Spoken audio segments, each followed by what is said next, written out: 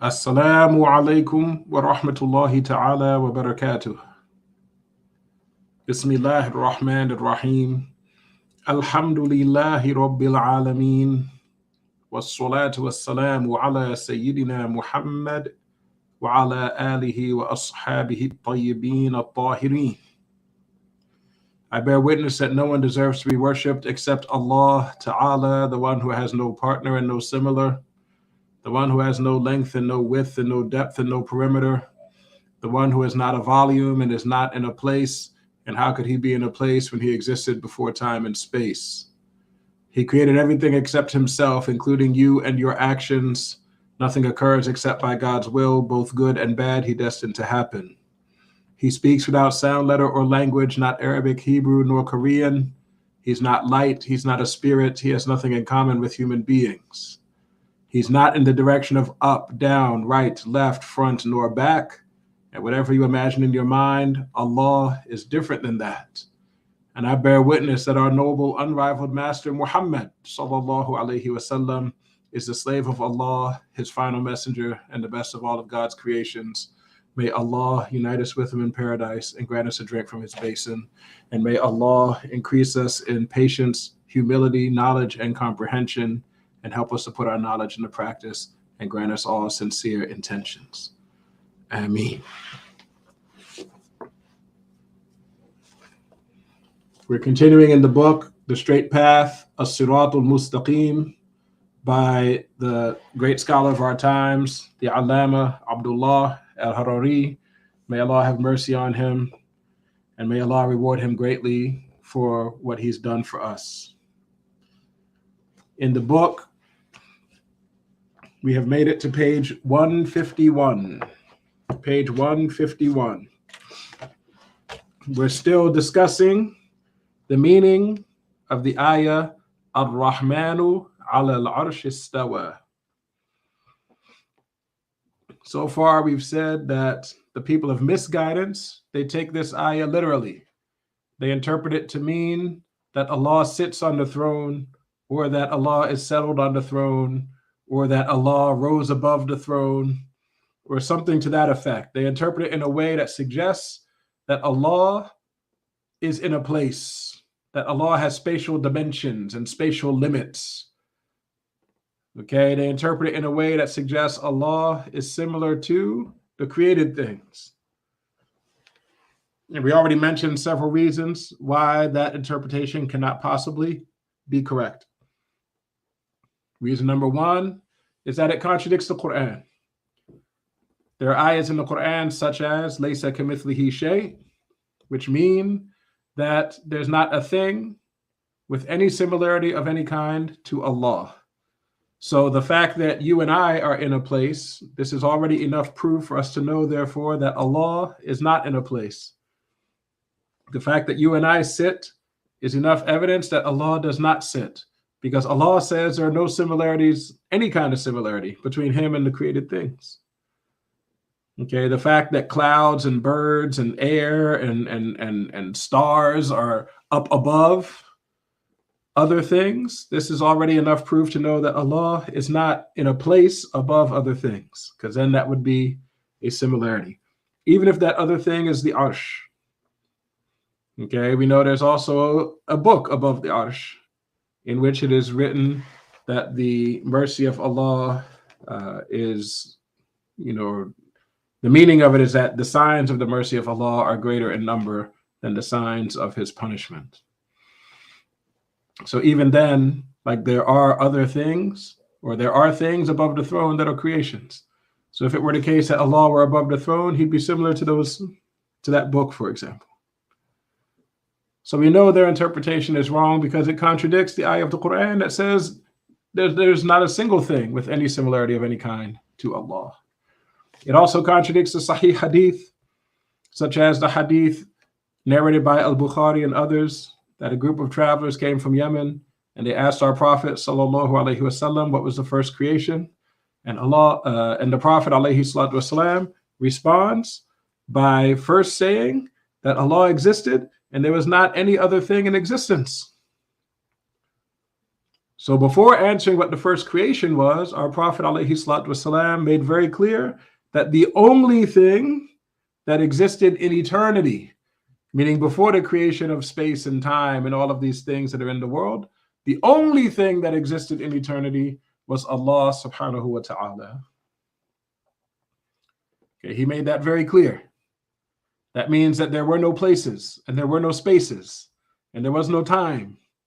Okay, those things, Allah existed when those things did not exist. So if Allah existed when there were no places, this means, therefore, that Allah is not in a place, Allah is not in a direction, because those things did not exist in eternity, and Allah did exist in eternity. So therefore, he existed without those things.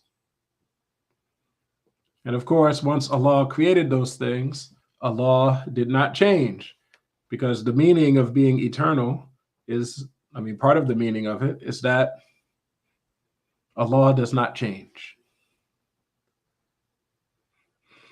MashaAllah. So after taking some time and explaining why the interpretation of the misguided groups, the likeners, the Wahhabis, why their interpretation is wrong, the author, may Allah have mercy on him, mentioned an interpretation that is acceptable, which is to interpret istawa as meaning to dominate or subjugate.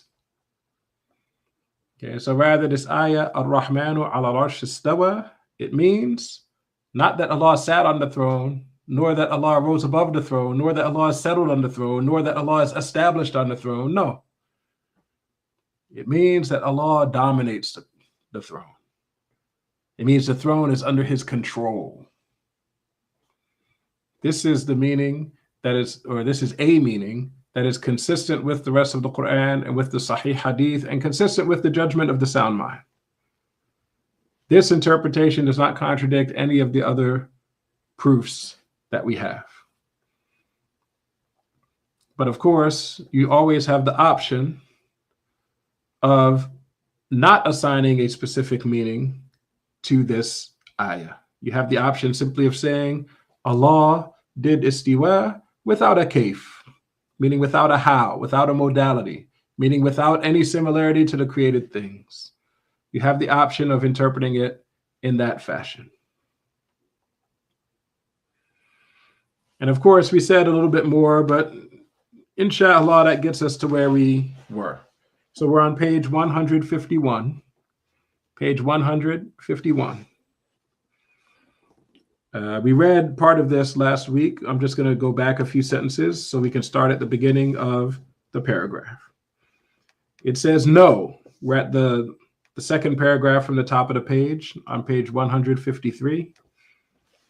The author, may Allah have mercy on him, said, know that it is obligatory to warn against those who validate Allah sitting upon the arsh or dwelling upon it, interpreting the saying of the exalted Ar-Rahmanu ala arsh istawa as sitting or being parallel from above, and claiming that no existing thing is conceived unless it is in a place. Okay, so here the author is saying to us, to those of us who know that these deviant people who say Allah is in a place and in a direction, to those of us who know that they are wrong, what does he say? He says it's obligatory to warn against them, to warn against what they're saying. Okay, this is why you see me and other people on this channel and other people all over the world. We mention that these Wahhabis are a threat to the Muslims, okay, because they're spreading false aqidah.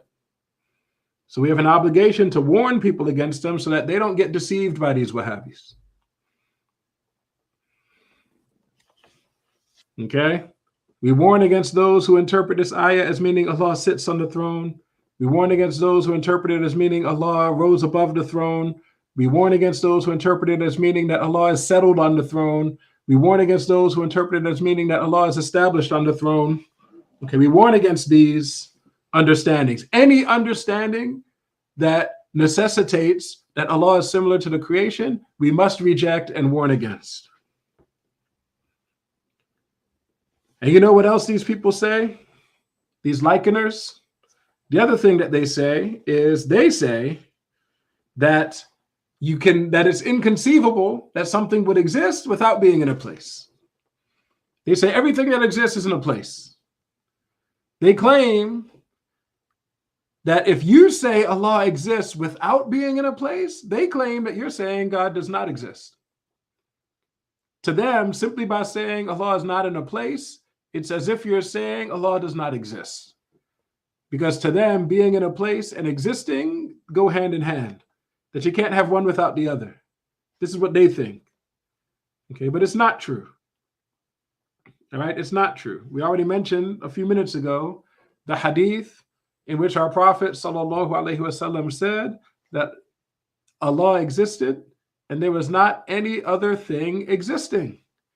So before Allah created the creations, Allah was the only existing thing. Places did not exist. Space did not exist. Time did not exist. Directions did not exist. Nothing other than Allah existed. Okay? And our Prophet, sallallahu alaihi wasallam, he speaks the truth. It doesn't matter that they can't picture it in their mind. It doesn't matter that they can't understand it. It doesn't matter that they can't conceive of it. It's true because our Prophet, sallallahu alaihi wasallam, said it's true. And Allah subhanahu wa ta'ala said that he has no similarity to any created thing. So if he were in a place or in a direction, or if he sat or rose above or any of those things, then there would be billions of things similar to him. So we know that interpretation is necessarily wrong. Going back to the book, what does it say? It says, their evidence is invalid. Okay, what does it mean when it says their evidence is invalid? Okay, what it means is that these likeners, they try to produce evidence that Allah is in a place. And the evidence that they produce is a argument that they think is a rational argument. They think it's a logical argument. So they put together a logical argument that says if something exists, then it's in a place. And if something is not in a place, then that means it's not in existence. Okay, this is what they try to argue. And here the author simply says their evidence is invalid, meaning that argument is invalid because it's actually not logical. It's not rational. Okay, a logical argument has two premises, and from those two premises, you deduce a conclusion. What these people did is not that. They just assumed. Okay, they just assumed that everything that exists is in a place because that's what we see in the creation. The created things are in places. And so therefore, they leap to the conclusion that everything must be in a place. They haven't recognized that the one who created the creation is not similar to the creation. This is where they trip themselves up. So first, their evidence is invalid, meaning this so-called logical argument that they try to put forward, which really is nothing but an assumption. It's not an argument. That's invalid. It says, and so is, meaning, so now he's about to mention something else that's invalid. He says, and so is their claim that the Salaf's saying, istiwa without a how, is in agreement with that claim of theirs. Okay, so this is also invalid. So one thing that's invalid is their so-called evidence. And the other thing that's invalid is their fabrication when they say that actually the people of the time of the Salafus Salih, they say they agreed with them. The Wahhabis say the people of the Salaf also agreed that Allah is in a place. Okay? And then if you ask them, how do you figure that? They point to the sayings of the Salaf that say Allah did istiwa without a how, meaning without a modality. They say, see, they agree with us. And we're like, no, that does not mean they agree with you. Okay, when the Salaf said that Allah did istiwa without a how, what they're saying is that Allah did istiwa without there being any similarity to the creation. That's what without a how means, without a modality. It means without similarity to the creation. So the Salaf were actually rejecting the meaning of sit or rise above or settle or establish. They were rejecting those meanings. Okay? They were not, you can't point to those sentences and claim that they are agreeing with the Wahhabis of our times. No. They are specifically rejecting what the Wahhabis of our times say. MashaAllah.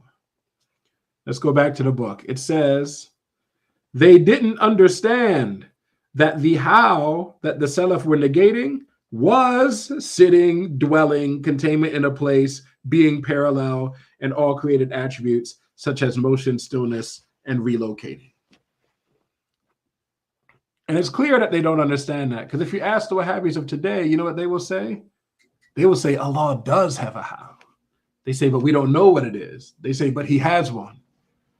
And so just from that sentence there, it's very clear that they're not agreeing with what the scholars of the Salaf said, because the scholars said without a how, and the Wahhabis say Allah has a how, but we don't know it. But they insist that Allah is attributed with the how, whereas the Salaf insisted that Allah is clear of being attributed with a how.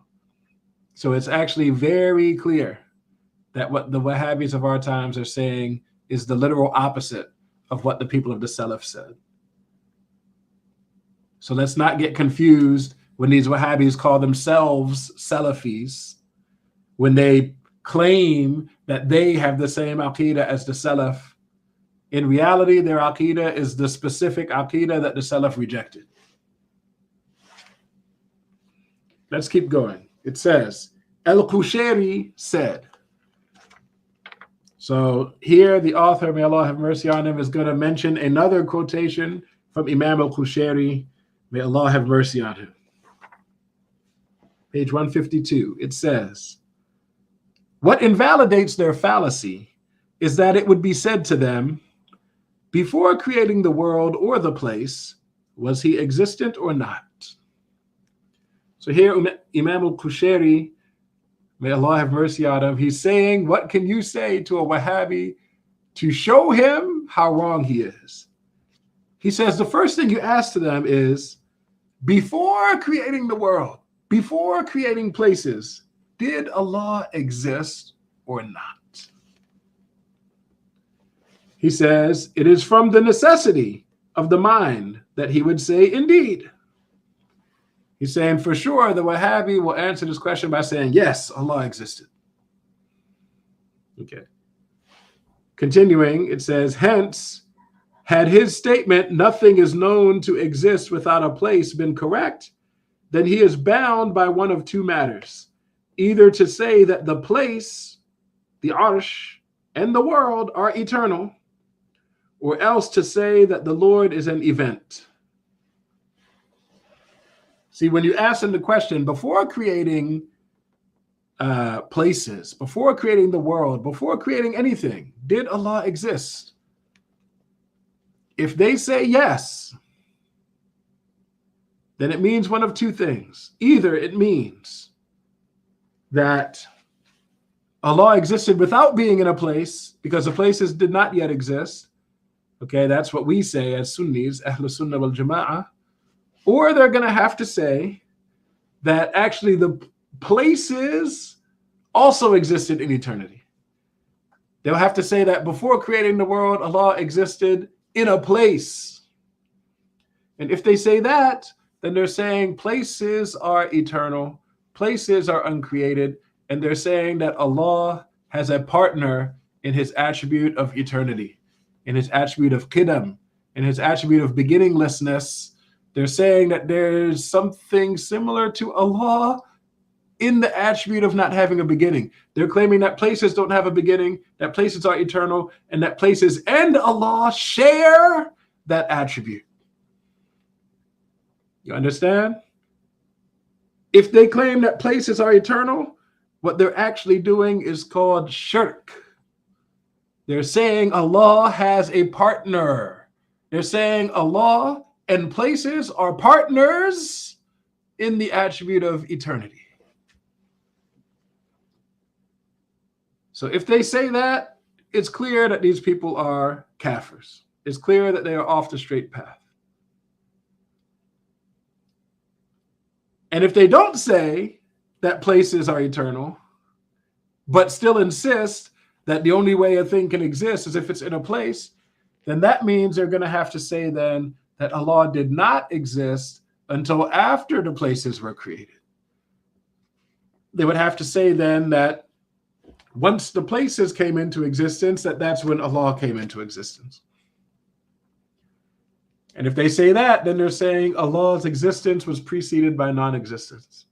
If they say that, they're saying Allah is created, that Allah is a creation and not the creator. This also is kufr. So Imam al-Qushayri here, he's given us the key to exposing them. You simply ask them, before creating the world, before creating places, did Allah exist? Okay, like they're either going to say that he existed in eternity with places, and that's kufr, shirk, or he's going to say Allah did not exist until places existed, which is also kufr, because they're saying Allah is created and they're denying that he's eternal. Okay, both of those answers are kufr. They have no choice but to admit that Allah existed when places did not exist. And then they will have to abandon their underlying assumption that in order for something to exist, it must be in a place. Let's keep reading. He says, and this is the result of the saying, I think it should say of here, and this is the result of the saying of the ignorant speakers of nonsense. Okay, there are these ignorant speakers called Hashawiyya. These people say these things. These speakers of nonsense, this is what they say. Now, they say Allah is an event, or they say places are eternal. Okay, this is madness. This is madness. And just so you know, among those who said that places are eternal is Ibn Taymiyyah, the one that the Wahhabis call the Shaykh of Islam. Okay, to be more specific, what he said is that the kind of the arsh is eternal. Okay, he recognized the problem that this question puts them into. If you ask, before creating places, did Allah exist? He recognized that this is a problem. And so what he said is, there was an arsh before this arsh. They say before this arsh, there was a different arsh. And before that arsh, there was a different arsh. And before that arsh, there was a different arsh. And before that arsh, there was a different arsh. And before that arsh, there was a different arsh. And they say this chain of arshes has no beginning. So they say Allah is eternal without a beginning. And arshhood is also eternal without a beginning. So therefore, Allah has always been over one or another arsh. Even though the individual arshes are all created, they say arshhood is uncreated. So there's always been an arsh of some kind. This is what Ibn Taymiyyah said. Okay, and it doesn't take much effort for one to understand that this is kufr, that this would take one out of Islam, because he's claiming that something other than Allah is eternal. And the easy way to point that out, is simply to ask him, is arshhood other than Allah, or is arshhood Allah? He will say arshhood is other than Allah. And so by saying that something other than Allah is eternal, you still go back to the basic shirk of their underlying belief. They believe that Allah has a partner in the attribute of eternity, in the attribute of beginninglessness. Okay, some people today might just say places are eternal. Some people might get slick and pull in a bunch of Greek philosophy and wind up saying that the kind of the places is what's eternal. So instead of saying the arsh is eternal, they say arshhood is eternal. But in any case, as long as they acknowledge, or as long as you make clear that arshhood is something other than Allah, it should be plain for them to see that they are asserting that something other than Allah is eternal, and that therefore Allah has a partner in that attribute, and that therefore this is shirk, and these people are out of Islam.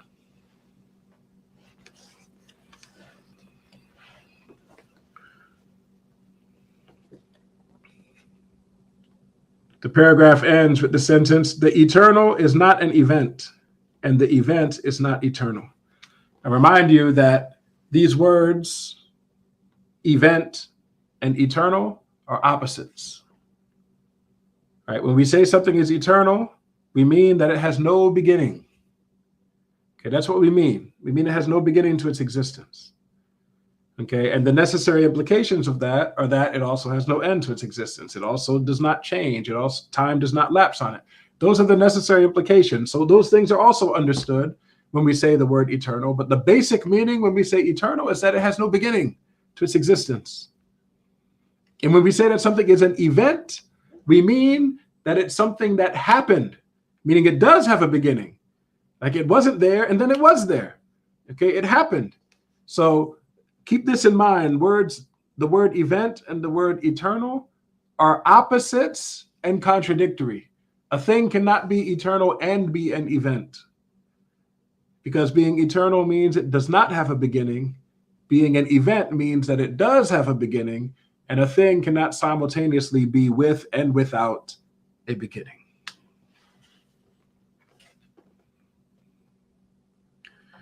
This quotation from Imam al-Qushayri, it's narrated by Imam al-Zabidi in his explanation of Ihya Ulumuddin. Let's keep going. Page 152. It says, Al-Qushayri also said in At-Tadhkiratu Sharqiyya, if it were said, does Allah not say Ar-Rahmanu ala al-Arsh istawa? Therefore, it is obligatory to take its apparent meaning. So this is something that the Wahhabi might say to you. Just a quick comment. Someone put in the comment box that an event has a beginning and an end. We normally don't say it that way, sister. We say an event has a beginning. Okay, and it accepts to have an end, but it doesn't necessarily mean it will have an end. But it accepts its existence is something that could conceivably end, but there are some events for which Allah willed for them to last forever and not have an end, such as the paradise and the hellfire. So not every event has an end, but every event has a beginning. Anyway, to go back to the book. Sometimes you get these Wahhabis, they try to convince you of their aqidah. What do? They point to this ayah, Ar-Rahmanu ala al-Arsh istawa, which is in the beginning of Surah Taha. In most of your Qur'ans, it's probably ayah number 5. They point to this ayah, Ar-Rahmanu ala al-Arsh istawa, and they say, because this ayah is in the Qur'an, you must take it literally. You must believe that it means Allah is in a place above the throne. Whether that place is literally touching the throne, that is sitting, or whether that place is above the throne with a separation, that is rising above. Whatever word they use, if they say sitting or rising above, they claim, sometimes they claim, that you must take it literally because they have this like rule. They have this rule that the ayahs of the Quran must be taken literally, that you're not allowed to interpret it in other than the literal meaning. So some of them will try to trip you up with that. They point to the ayah. They say, see, you have to believe it because it's in the Quran and it says Allah rose above. They take care to translate it into English according to their understanding. So if you open up your copy of the Quran and look on the English side of the page and you turn to this ayah at the beginning of Surah Taha, you will see that they translate it as to sit or to rise above or to be established or something like that. Okay, they translate it that way on purpose because they want you to take it literally, so they translate it literally. But here Imam al-Qushayri is going to tell us how we should respond. If they say that to you, if they point to this ayah and say you have to take it literally, what do we say? He says, We say, he also says, وَهُوَ مَعَكُمْ أَيْنَمَا كُنْتُمْ, which translates literally to, he is with you wherever you are. And the Exalted says, أَلَا إِنَّهُ بِكُلِّ شَيْءٍ مُحِيطٌ, which translates literally as, hear ye, surely he encompasses everything. So he mentions two ayahs of the Quran. The first ayah, if you take it literally, it would mean Allah is with you wherever you are, which would mean, therefore, that Allah is where? On the earth and not above the throne. But he's on the earth because that's where you are, right? And he mentions another ayah of the Quran, which, if taken literally, means that Allah surrounds everything, which would mean that Allah is not above the throne, nor on the earth, but all around everything.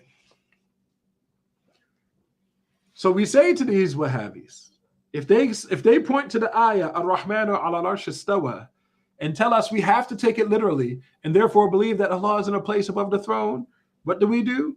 We mention these ayahs and say, if we have to take everything literally, as you claim, then you have to take literally that Allah is on the earth and that Allah is surrounding everything. Okay, so if you take everything literally, it completely invalidates their claim that Allah is in a particular place above the throne. So we say, after mentioning these two ayahs, I'm going back to the book, what do we say? We say, it would also be necessary to take by the apparent meaning of these verses, so that he, meaning Allah, would be over the arsh and with us and surrounding the world, encompassing it by himself all at once. It is impossible that an individual would be at one time in every place by himself. Okay, so what we're doing here is we're saying, we're on page 153, brother. What we're doing here is we're saying your rule that we have to take everything literally, leads to irrational conclusions. It leads to you contradicting yourself. Because if we take everything literally, then you're going to be saying Allah is above the throne and Allah is on the earth and Allah is surrounding everything all at the same time. And it doesn't make any sense. You're contradicting yourself. What will they say in this case? What will they say in this case if you prove this to them? They said, his saying, وَهُوَ مَعَكُمْ, which literally translates to he is with you, means by knowledge. And بِكُلِّ شَيْءٍ مُحِيطٍ, which literally translates as encompassing everything, means encompassment by knowledge. So these Wahhabis, when you back them into a corner like this, when they point to Ar-Rahmanu ala al-Arsh istawa to try to get you to accept that Allah is above the throne, and you point him to these ayahs that suggest Allah is in places other than the throne, see what they say in response. You know what they're going to say? They're going to say, no. Those two ayahs don't mean Allah is in a place. They mean Allah knows things. When it says he's with you wherever you are, it means he knows everything about you wherever you are. When it says he surrounds everything, it means he surrounds it in his knowledge, meaning nothing escapes his knowledge. What do? They start interpreting these ayahs in a way other than the literal meaning. So they just went against their own rule that you have to interpret everything literally. You see, this is how you point out that they're not making sense. This is how you point out their hypocrisy. This is how you point out that they're clearly standing on falsehood rather than truth, because they're contradicting themselves. So what do we say? Imam al-Qushayri continues, after they claim that those two ayahs are referring to knowledge, not places, we say, well, then his saying, ala al-arsh istawa, means dominated, preserved, and perpetuated. It says end here, but really I would have preferred a translation of or. If yours says and, let's make it say or. Change it to or. because these are three different tafsirs, all of which are acceptable. Okay, for the meaning of istawa, you can say it means Allah dominated the throne, or you can say it means Allah preserved the throne, or you can say it means Allah perpetuated the throne. All of these are acceptable meanings, but this is how we respond to it. Once we get them to use ta'wil, once we get them to interpret these ayahs in a way other than the literal meaning, then we simply say to them, well, what we're doing is no different than what you're doing. You interpreted those ayahs in a way other than the literal meaning. You interpreted Allah being with you wherever you are as being in knowledge, not in a place. You interpreted Allah surrounding everything as being in knowledge, not in a place. And we say, well, we say this ayah that Allah did istiwa of the throne, we interpret it as not meaning in a place. It means to dominate or to perpetuate or to preserve. Okay, it's the same thing that those Wahhabis did. The only difference is that we don't say you have to take things literally. So we're not being hypocrites. We're not contradicting ourselves. They are the ones being hypocrites. They throw out this rule that you have to take everything literally just so that they can handpick certain ayahs to put in front of you and tell you you have to take it literally. But as soon as you pick other ayahs, then they're ready to say, no, you don't have to take it literally. You can interpret that one this way. You can interpret that one this way.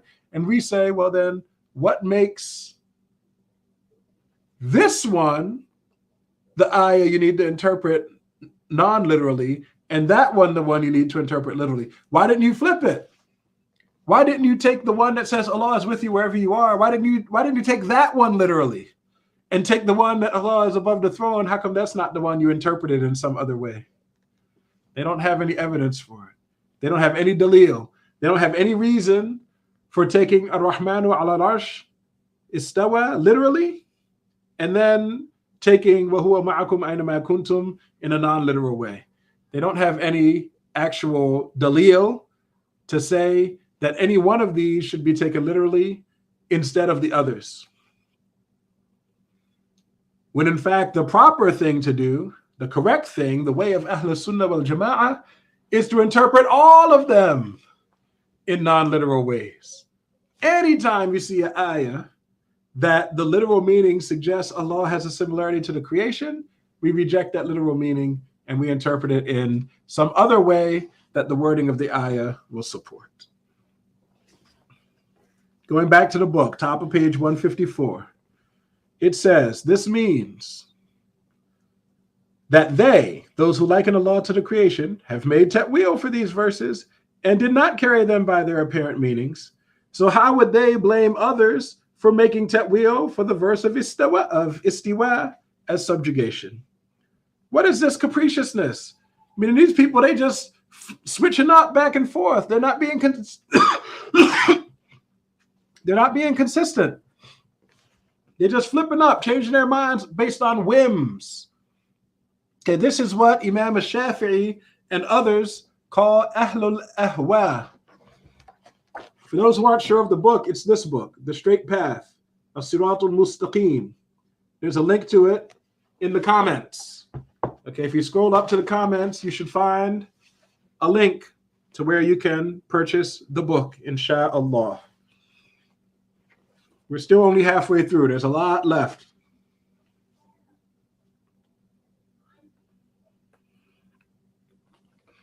But you see here, Imam al-Qushayri is calling them out for not standing upon any qa'idah, for not standing upon any rules, for not standing upon any principles, but rather they're just following their desires, following their whims, going this way when it seems to help them, and then going that way when that seems to help them, contradicting themselves or whatever.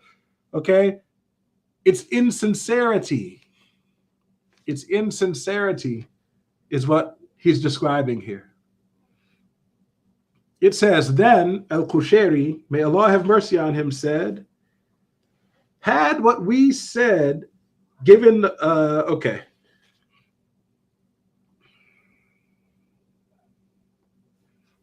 So now Imam al-Qushayri, what he's doing now is he's changing subjects just a little bit, just a tiny bit. So we're talking right now about arguments that the Wahhabis might throw at you. Okay, arguments that the Wahhabis might throw at you to try to pull you over to their false aqidah. They will throw the ayah Ar-Rahmanu ala al-Arsh istawa at you, and we can defeat it by mentioning other ayahs. Ayahs that the literal meaning of those ayahs contradict the literal meaning of this ayah. So, we put them in a corner that way. And we force them to accept that it's permissible to interpret ayahs in ways other than the literal understanding. And we say, therefore, we interpret Ar-Rahmanu ala al-Arsh istawa as meaning that Allah dominated or subjugated the throne. Okay?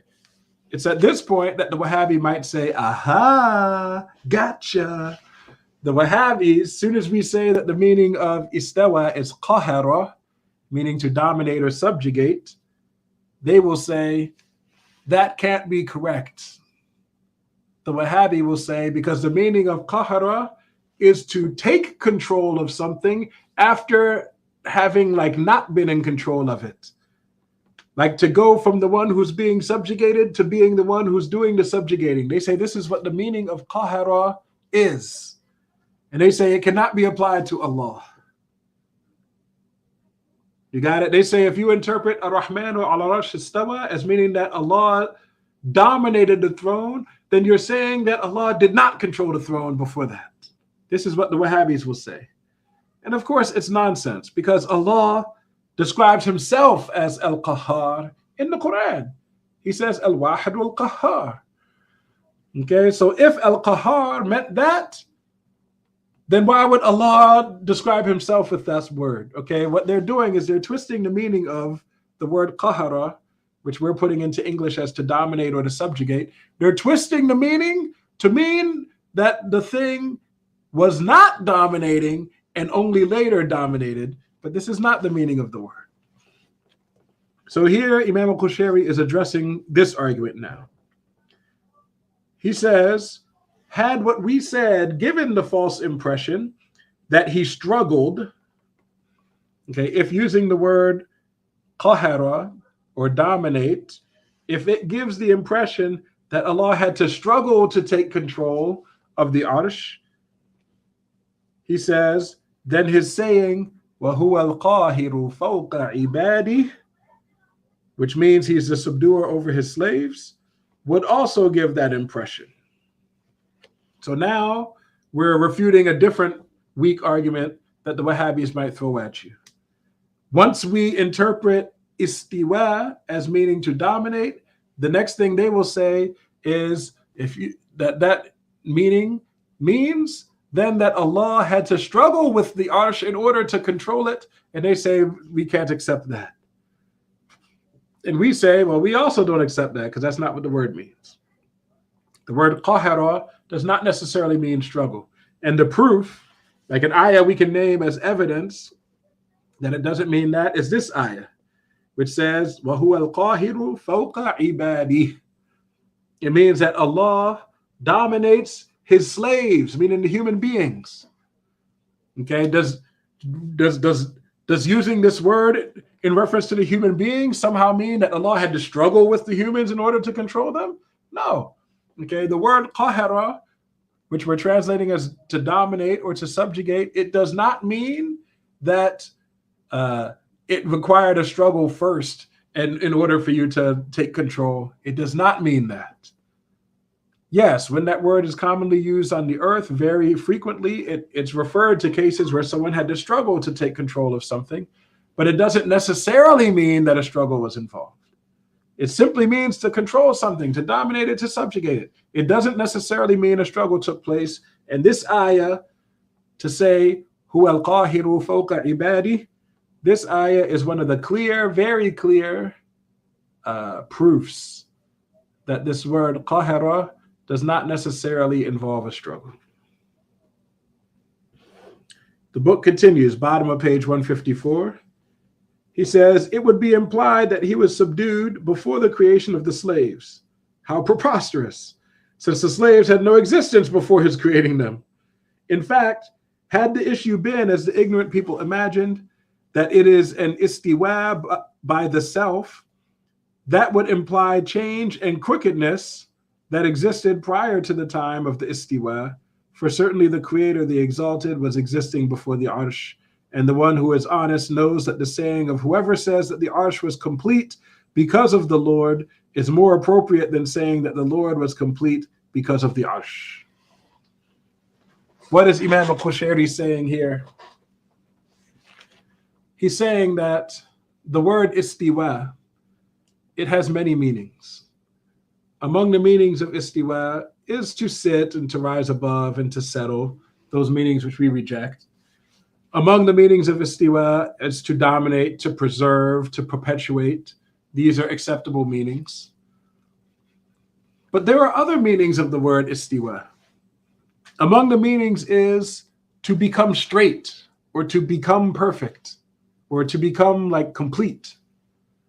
Okay, this is also among the meanings of istiwa. And these likeners, they claim not that Allah did istiwa to the throne, but rather they claim that Allah did istiwa above the throne, meaning that Allah is the one that the istiwa was done to, like he did it to himself. Okay, they imagine it as meaning that Allah moved to a place above the throne, right? Or something to that effect. So it's as if they're saying Allah was crooked and then he straightened himself out above the throne. Or as if they're saying Allah was incomplete or imperfect and then he went above the throne so that he could be now complete or perfect. It's as if that's what they're saying. Okay, and Imam al-Qushayri is saying, well, you know, anybody would be able to recognize that that interpretation is backwards. It makes far more sense to say that it's the throne that was imperfect or incomplete. Like if a person believed, we're saying if here, if a person believed that the meaning is that Allah were in a place above the throne, then it would make more sense to interpret it as the Arsh becoming perfect when Allah went above the throne, or the Arsh becoming straight or complete when Allah went above the throne. But that's not how the Wahhabis describe it. They say this is an attribute of the self of Allah. So it's not that the throne became complete, but rather they're saying that Allah became complete by going above the throne. The root word of the Arabic istiwa is, the root letters are sin, waw, ya. Sin, waw, ya.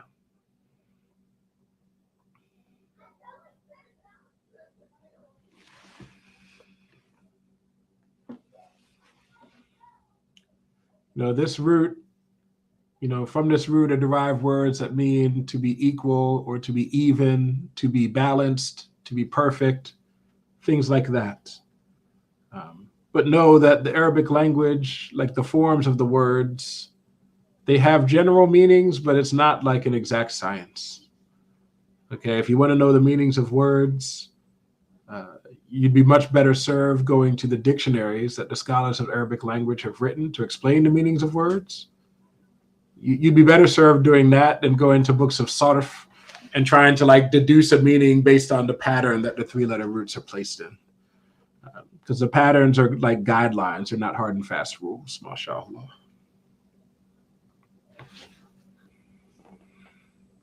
Anyway, Imam al-Qushayri here, the point he's making is that when we interpret istiwa as meaning to dominate, it does not necessitate that Allah struggled. And our proof is the ayah, وَهُوَ الْقَاهِرُ فَوْقَ عِبَادِهِ. Furthermore, their claim that istiwa is an attribute of Allah implies then that when there was no arsh, that Allah did not have that attribute. Okay, by saying that istiwa is an attribute of Allah, would be more precise, by saying that istiwa, over the throne, is an attribute of Allah, it's as if you're saying Allah did not gain that attribute until the throne existed. And once you say that Allah gained an attribute, then you're saying Allah changes. And once you say that Allah changes, then you're saying Allah is not necessary. You're putting Allah in the category of things that are mental possibilities, things that could be one way or another way. And the things that can be one way or another way, these things require something other than themselves to bring them into existence. The minute you say Allah gained an attribute, you've necessarily implied that Allah is created. So this is another way you can point out the misguidance of the Wahhabis. Like if they were going to say that istiwa means to rise above or something like that,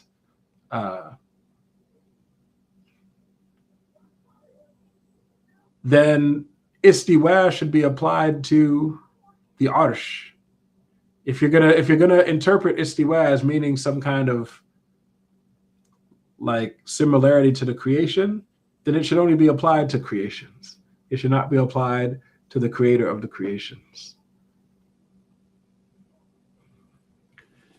MashaAllah. These Wahhabis, man,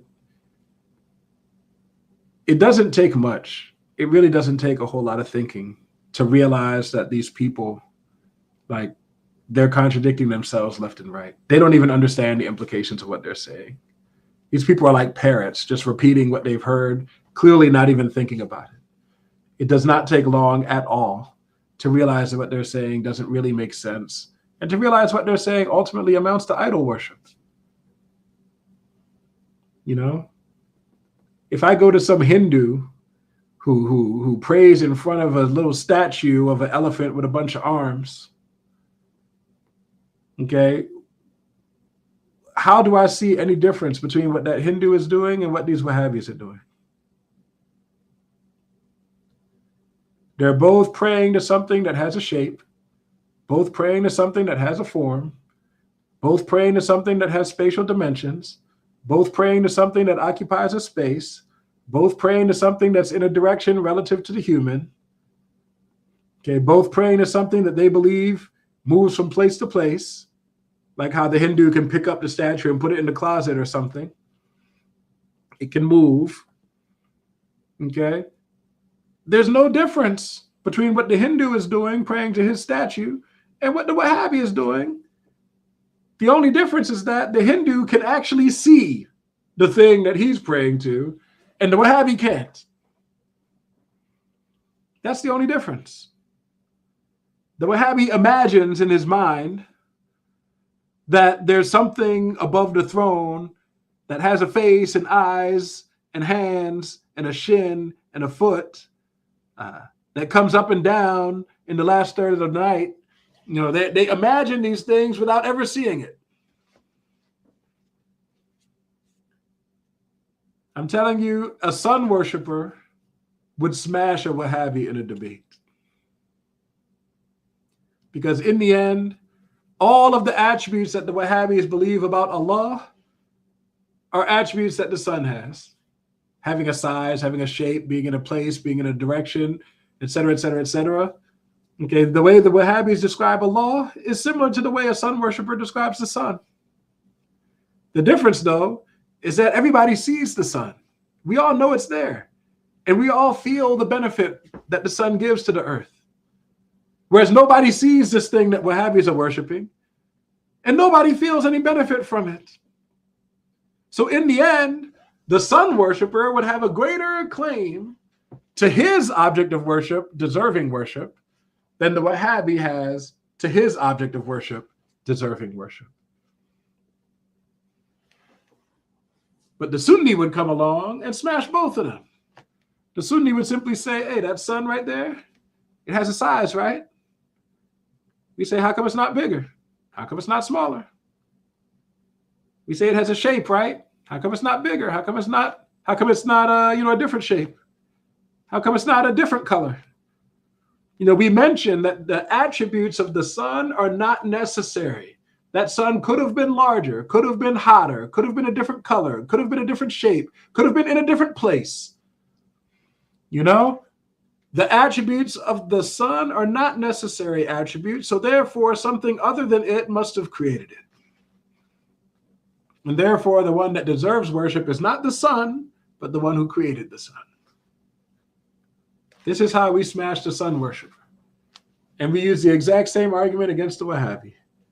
If you're worshiping something that has a shape and is in a place and is in a direction and can move, well, none of those attributes are necessary attributes.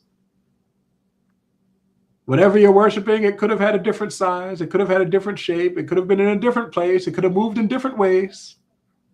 The attributes you're describing are not necessary attributes. And so therefore, whatever you're worshiping is in need of the one who created it.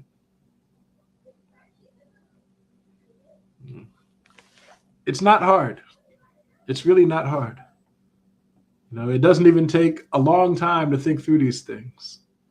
You know, but it helps to be a thinking person, mashallah. Where was I?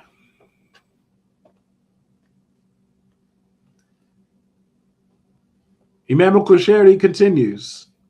He says, the Lord, therefore, is attributed with highness, aboveness, of status and greatness, and is exalted from being in a place and from parallelism. Imam al-Qushayri, he ends this quote from Imam al-Qushayri ends by stating exactly what we mean when we say Allah is most high. When we say Allah is most high, we don't mean he's in the most high place. We're not talking about a place. When we say Allah is most high, we're saying he has highness in status, highness in greatness. You understand? It's not highness, it's not physical highness. Okay, it's highness of status and greatness. Whenever in the Quran you see something that literally would mean Allah is above or that Allah is high, it means aboveness in status and greatness or highness in status and greatness. It does not ever mean that Allah is in a high place. Which makes sense because there's no relation between high places and status. Okay, if you talk to these Wahhabis, they'll tell you, they'll say it's befitting for Allah to be above the throne. It's befitting for Allah to be in a high place because he's God. And we say, well, where's the befitting part? One thing is not better than another thing just because it's in a high place. Prophet Muhammad sallallahu alaihi wasallam is the best of all the creations. And where is he right now? Is he not buried underground? Every single person in Medina walking by his grave is in a higher place than him. Does that mean all those people are actually better than Prophet Muhammad sallallahu alaihi wasallam? Does that mean that clouds are better than Prophet Muhammad because they're in a higher place than him? If a king is in a palace down in the valley and his guards are up on the mountaintops, does that mean the guards have higher status than the king? When Prophet Yunus alayhi salam was swallowed by some sea animal and taken down to the depths of the ocean, does that mean that every single person on the earth, even the fire worshiper and the devil worshiper and the idol worshiper, had higher status than him because they were in a higher place? Does that mean the sun, the moon, and the stars have higher status than the prophets because the prophets were on earth? Sallallahu alayhi wasallam? No. Okay? Being in a high place is not befitting of, it's not befitting of Allah. It's not even befitting of the prophets. They're just making this stuff up. May Allah protect us. How much more we got here? Probably too much for us to continue today.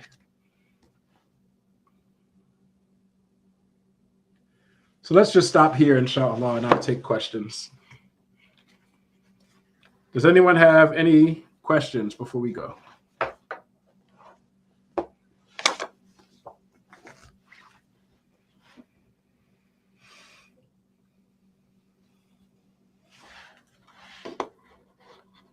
Well, if you have a question, put it in the box, inshallah. I'll start reviewing the comments, see if there are any questions I missed.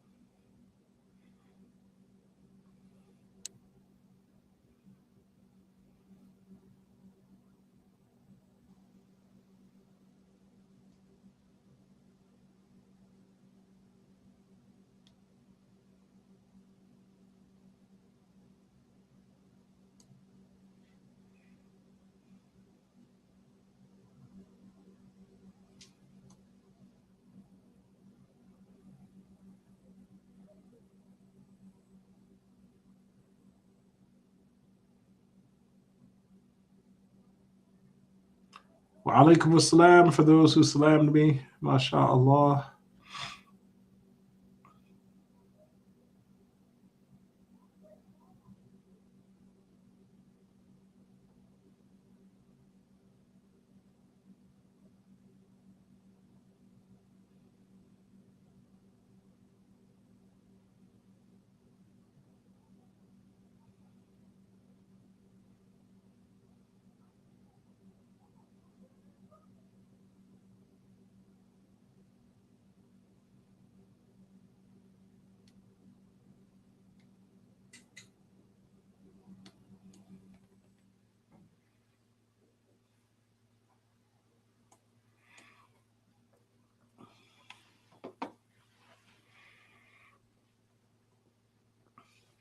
Someone asked about a ruling in Rwanda. I don't know what rule was passed in Rwanda, so I can't comment on it.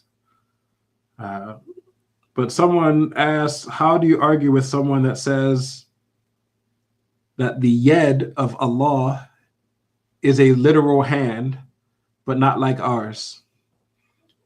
The answer is simple. Okay, our hand is a body part. It has a shape, it has a size, it has parts, it takes up space.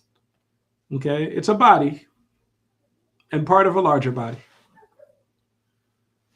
If they say, when they say that it's not like our hand, what do they mean by that? Because if they mean by it that the yed of Allah is not a body part, that it's not something that takes up space, it's not, it's not a body, well, then in that case, they agree with us. But if they claim that the yed of Allah is a body part, then they're contradicting themselves when they say it's not like our body part. When they say it's not like our hand, they're contradicting themselves if they say it's a body part, but not like our hands, because our hands are body parts. If they believe it's a body part, then they're saying it is like our hands. You see, it's simple. Because again, these Wahhabis, what they do is they think Aqidah is about sentences. They don't know it's about belief in your heart. They will say the sentence. They will say, Allah has a hand that's not like our hands. And if you ask them, well, what does that mean? They say, oh, it's what I said. They say, Allah has a hand not like our hands. And if we say, well, what do you mean not like our hands? Are you saying it's not a body part? Are you saying it's power? What are you saying? They say, no, it's not power. You have to take it literally. They say it's a hand, but it's not like our hands. And so what happens is they don't have any real belief in their heart. Sometimes they don't have any actual belief. To them, if you say these words, then you have the right belief, but they don't even understand what they're saying half the time. So you got to break it down and make it clear to them and say, look, if you believe that the yed of Allah is a body part, even if it's shaped differently than the human hand, even if it's shaped differently than a mouse hand, and even if it's shaped differently than a deer's hand, and shaped differently than a bumblebee's hand, you know, if it's shaped differently than all the other hands in the creation, if it is nonetheless a body part, then it's still similar to the hands of the creation. It may not be exactly identical to any of the hands in creation, but it has similarities to the hands in creation. And Allah, when he said, Laysa kamithlihi shay, he cleared any and all similarities of applying to him. He cleared himself of any and all similarities to the creation. So the only way that you can be in keeping with the ayah, Laysa kamithlihi shay, is to interpret the word yad as not being a body part at all. If you can get them to agree to that, then you've successfully brought them over to the Sunni belief. But in my experience, they don't usually agree.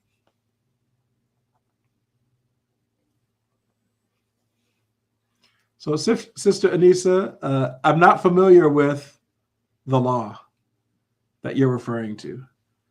Okay, and I know the internet to not be a trustworthy place. There will be reports of things that people see on the internet, even if it's on, you know, CNN.com or NewYorkTimes.com or something, that it doesn't guarantee that it's true. Okay, so I don't actually know what the government in Rwanda passed. Okay, so I can't comment on it. MashaAllah. Okay, I can't comment on it. But in the Sharia, there are cases where, like, there are crimes that carry a capital punishment. There are certain things that a person can be executed for in the Sharia, but without knowing the details of this law, I have no way of knowing if their law is in compliance with the Sharia or not. And if they claim they're going to kill someone simply for being LGBT, then on the surface, it sounds like it's not in compliance with the Sharia. Sharia has very specific rules about what needs to be observed by qualified witnesses. And there's certain particular acts that carry a capital punishment. All right, simply liking someone of the same sex does not carry a capital punishment. Dressing up like someone of the opposite sex does not carry a capital punishment. Okay. You know, so I need more details before I can speak on it. But while we're on the subject, I'm not aware of any country anywhere in the world that has a proper Islamic Sharia government. Even if there are a couple that like to pretend they have a Sharia government, I'm not aware of any country that has a true Sharia government. So in general, when people ask you whether such and such a government is Islamic or such and such a government is Islamic, in general, the rule is going to be no. If there are no other questions, let's say La ilaha illallah, La ilaha illallah, La ilaha illallah, La ilaha illallah. Allahumma salli ala Sayyidina Muhammad wa ala alihi wa sahbihi wa sallim. Allahumma salli ala Sayyidina Muhammad wa ala alihi wa sahbihi wa sallim. Allahumma salli ala Sayyidina Muhammad وعلى آله وصحبه وسلم. رب اغفر لي وللمؤمنين والمؤمنات. رب اغفر لي وللمؤمنين والمؤمنات. رب اغفر لي وللمؤمنين والمؤمنات. Barakallahu feekum.